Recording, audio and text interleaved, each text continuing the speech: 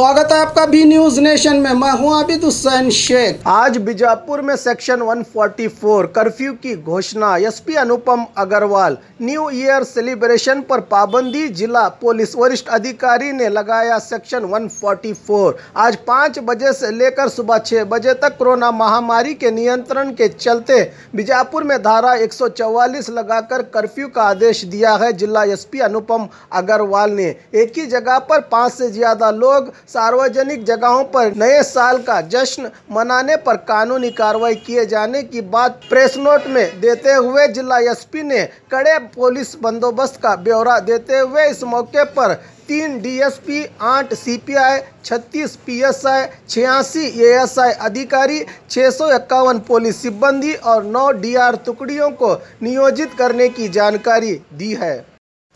Baghmare hospital में दांतों की बीमारी से जुड़े हर तरह का किया जाता है इलाज, जिसके माहिर oral and maxillofacial surgeon doctor शान करीमी करेंगे आपका उम्मीद से भरपूर इलाज। तो आज ही विजिट कीजिए बाघमारे मल्टी स्पेशलिटी हॉस्पिटल, सकाफरोजा सरकारी उर्दू स्कूल नंबर 4 के पास।